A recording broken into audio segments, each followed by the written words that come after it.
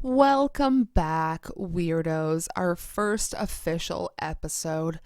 I am especially excited because today we are talking about possibly one of the greatest body horror films known to man, Tokyo Gore Police.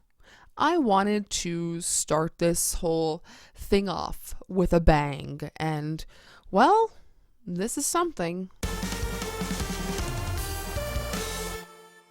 Okay, it's our first actual episode. And before we get into anything serious, I feel like we should do some introductions. If you're new here, my name is Ashley. I am a self appointed horror historian. I have been eating, sleeping, breathing, living, memorizing horror for 20 plus years, and it is truly one of my greatest passions. Growing up and experiencing more horror through different media and mediums, I've only gotten more fond of the genre. And hey, if horror isn't your thing, we will definitely be doing some random episodes here and there about non-horror and possibly more life adjacent stuff. Who knows? We'll see where the wind takes us, as they say.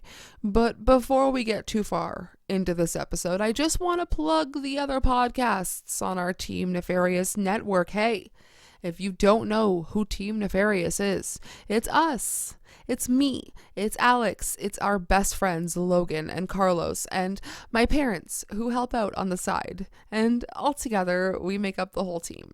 And you can listen to Former Critics podcast or the Nefarious Things podcast as well, linked somewhere around here. It's our whole shared universe, if you will. It's chaotic, it's weird, and I love it. Anyways, I have a series on my YouTube channel, Deadgrl Spookystar, which, depending on where you're listening, could be here, going over weird, underrated, underrecommended, possibly a little disturbing, definitely a little erotic films that nobody is talking about. And every month, I add 10 more films to the list. And as I'm recording this episode, there are 220 movies in that list. And yes, I do have a letterboxd list corresponding to this as well, and I will link it somewhere so that you can follow along. Like I mentioned in our little introductory episode, I will not be talking about the movies in order. I want to keep some sort of element of surprise. So let's get into the meat of today's episode. Tokyo Gore Police, released in 2006. It is something you seriously have to watch, especially if you want to be weirded out in like the best way possible. In future Tokyo, a young woman in the privatized police force tracks down her father's killer while battling against mutant rebels known as engineers. And this synopsis barely scratches the surface in this film. I gave it 4.5 out of 5. I think I would even go as far as to give it 5 out of 5. It is a masterpiece. Directed by Yoshihiro Nishimura, who will come up a few more times on this podcast for sure, with the Profane Exhibit and Meatball Machine. And if you're looking for like a disgusting gore fest with some pretty damn cool story and some memorable faces, like this one is for you, Tokyo Gore Police. When I first saw this film, something clicked and I realized how much I appreciate discovering these strange films. Anyways, let's just start talking by Ihi Shina, who plays Asami in Takashi Miike's Edition. That's who I'm talking about when I say memorable faces. Like, you guys, she has a very memorable look. She carries this movie on her back, literally. Like, she is such a smoke show.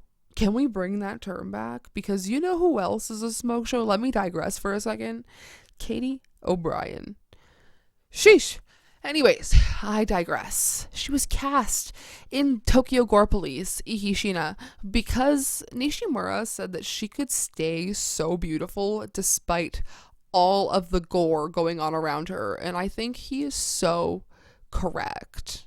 So, I'm just going to dive a little bit deeper into what this movie is about, and you can decide from here if this is something you want to watch. Set in a future world vision of Tokyo, where the police have been privatized and bitter self mutilation is so casual that advertising is often specially geared to the quote unquote cutter demographic, if you will. This is the story of samurai sword wielding Ruka and her mission to avenge her father's assassination. Like I said, now she is a cop from a squad whose mission is to destroy homicidal mutant humans known as engineers, and they possess the ability to transform any injury into a weapon in and of itself. If that doesn't sound like a David Cronenberg film, I don't know what does.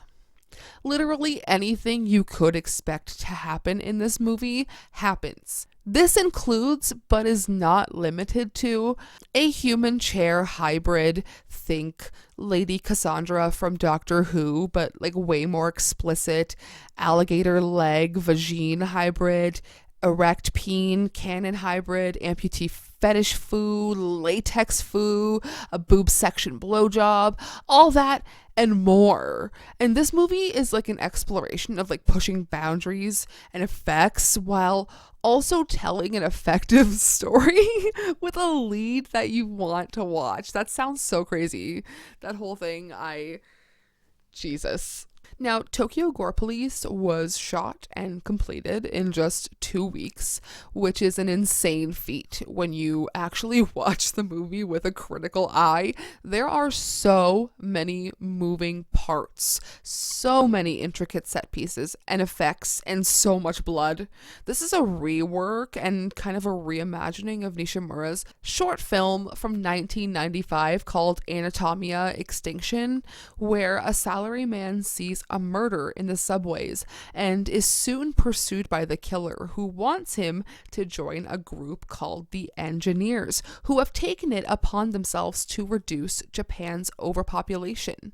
Despite not wanting any part of joining, the man begins to mutate, running throughout Japan and fighting his urge to kill. But with Gore Police, he really refined the story and the style and made it something so special and so memorable. Before coming a director, Nishimura was an effects guy working on special effects, and I think having that background really paid off for him, because this movie, to the perhaps regular viewer, could be quite foul. It really does just have like blood upon blood and orifices upon orifices, and it's truly brilliant. It's definitely become a comfort movie, and we've gone to bed with it on a few times. A man after my own heart, Nishimura.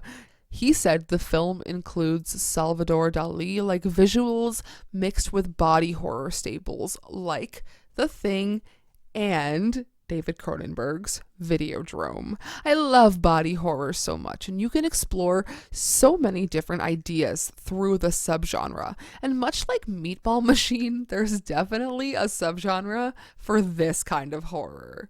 And also, allegedly, hey, this film is technically a zombie movie of sorts. The engineers are zombies in the film. And in place of a bite changing them into another zombie, they become a literal biological weapon. They fully turn into human tools of violence. And I don't necessarily love the thought of this being labeled a zombie film. I don't like the metaphor here. Maybe it's because I don't necessarily love a zombie movie to begin with, but I feel like that whole theme, the whole zombie notion should be like thrown out the window. I honestly feel like the engineers are in a league of their own.